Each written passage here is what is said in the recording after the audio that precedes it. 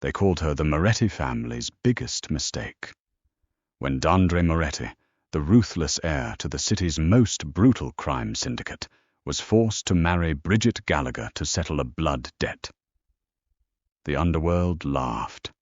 She was heavily overweight, painfully quiet, and lacked the razor-sharp glamour of a Mafia wife. The socialites mocked her, the capos openly disrespected her. But what they failed to realize was that Bridget's silence was never rooted in fear. It was an assessment. Every insult was filed, every threat was calculated, and one by one, every single enemy who dared to lay a finger on the unwanted chubby bride simply ceased to exist. The cathedral smelled of suffocating white lilies and unspoken contempt. 200 of the most dangerous, influential figures on the eastern seaboard sat in the polished oak pews, their designer suits and tailored dresses hiding holstered weapons and generational malice. At the altar stood Dandre Moretti, tall, sculpted from a lineage of Sicilian violence and radiating a cold, furious energy. He did not want to be here. He did not want the woman walking down the aisle. Bridget Gallagher moved with a slow, deliberate pace. Her wedding gown, a custom piece hastily commissioned by her terrified father, Thomas Gallagher, struggled to flatter her plus-sized figure. The heavy ivory silk clung awkwardly to her wide hips and thick waist, a stark contrast to the impossibly thin, surgically enhanced women who populated the Moretti empire. As she walked, the whispers rippled through the pews like a venomous current. "She looks like a stuffed pastry," one capo's wife muttered behind a lace fan. "I give it 3 months before Dandre puts a bullet in her himself," another whispered. Bridget heard them all. Her round face, framed by dark, heavy curls, remained entirely impassive. Her soft hazel eyes stared straight ahead, locking onto Dandre's icy glare. She knew exactly why she was here. Her father had gambled away $5 million of the Moretti cartel's money.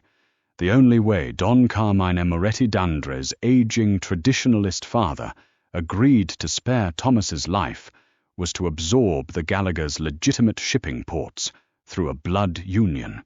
Bridget was the sacrificial lamb, the collateral. When her father handed her off at the altar, Dandre didn't even offer his hand. He simply turned to the priest, his jaw tight. "Let's get this over with," Dandre muttered loud enough for the first 3 rows to hear. Throughout the ceremony, Bridget did not shed a tear. She did not blush. She repeated her vows in a voice so soft and flat it barely registered over the cathedral's acoustics. When the priest instructed Dandre to kiss the bride, he leaned in his lips, barely brushing the corner of her cheek, his body rigid with revulsion. The reception was held at the Grand Moretti estate, an opulent fortress overlooking the city harbor. It was less of a celebration and more of a public display of Bridget's humiliation. She was left entirely alone at the head table. Dandre had immediately abandoned her to drink scotch with his underbosses, laughing at jokes she knew were at her expense. Bridget sat quietly, her plate of roasted pheasant untouched. She watched. That was what Bridget did best. Growing up as the forgotten, overweight daughter of an alcoholic shipping magnate, she had learned early on that being invisible was a superpower. People ignored the fat girl in the corner. They spoke freely around her. They revealed their secrets, their affairs, their weaknesses, assuming she was too dim or too intimidated to understand. She watched Dandre's cousin, Leo Moretti, eyeing the Don's chair with naked ambition. She watched the family's chief accountant sweating profusely as he checked his phone. And she watched Chloe Sterling Dandre's longtime mistress, a slender, striking blonde who looked like she belonged on the cover of Vogue, glaring daggers at her from across the ballroom. Eventually, Chloe, fueled by champagne and arrogance, sauntered up to the head table. She leaned in close to Bridget, her perfume a suffocating cloud of jasmine and malice. "Enjoy the dress, sweetheart." Chloe sneered, her manicured nails tapping the table. "It's the only time you'll ever get to play dress-up. Dandre will be in my bed by midnight. You're just a tax write-off in a tent." Bridget slowly turned her head. She looked Chloe up and down, her expression infuriatingly blank. She didn't cry. She didn't argue. She just offered a tiny, almost imperceptible nod. "Have a pleasant evening, Chloe," Bridget said softly. Chloe scoffed, tossing her blonde hair as she marched away victorious. She had put the fat bride in her place. But as Bridget watched Chloe walk away, a faint, chilling smile touched the corners of her lips. Beneath the heavy silk of her dress, her fingers traced the smooth screen of a heavily encrypted satellite phone hidden in her pocket. Bridget Gallagher was a lot of things. Unwanted, overweight, silent.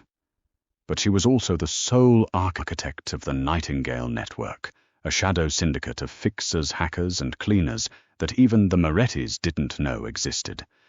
And she had just marked her first target. The morning after the wedding, the sprawling master bedroom of the Moretti estate was deathly quiet. Dandre had indeed not come home. Bridget woke alone in the massive four-poster bed. She didn't feel heartbroken. She felt efficient. She dressed in a simple tailored black dress that she had bought herself, rejecting the gaudy, flashy clothes her father had packed for her. As she descended the sweeping marble staircase, the household staff gave her a wide berth, their eyes filled with a mixture of pity and disdain. The cook slammed a plate of dry toast and black coffee in front of her without a word. Bridget ate quietly, scrolling through an encrypted data stream on her tablet. That evening, a mandatory charity gala hosted by the mayor required the newlyweds' attendance. It was a crucial event for the Moretti family's legitimate fronts. Dandre arrived at the estate just 20 minutes before they were due to leave. He reeked of Chloe's jasmine perfume. "Don't speak unless spoken to," Dandre ordered, as they sat in the back of the armored Maybach. He didn't even look at her. "You represent my family now. Try not to embarrass me." "I understand," Bridget replied, her voice steady. The gala was a glittering sea of diamonds and hypocrisy. As soon as they arrived, Dandre abandoned her again, disappearing into a private VIP lounge with city politicians.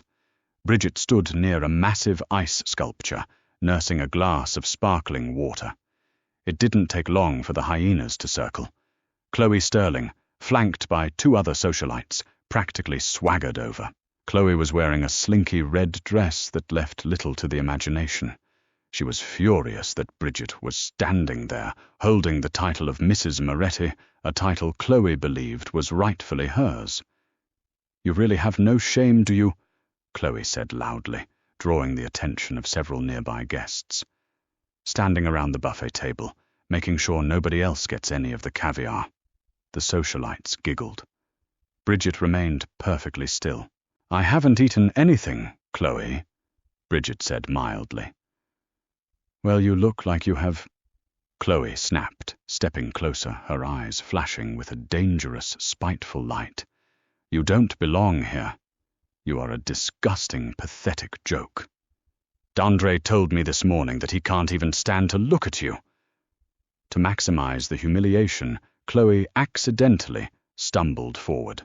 The full glass of dark Pinot Noir in her hand splashed directly onto Bridget's chest, staining the expensive black fabric with a dark, sticky red patch. Gasps echoed from the onlookers. The music seemed to stop.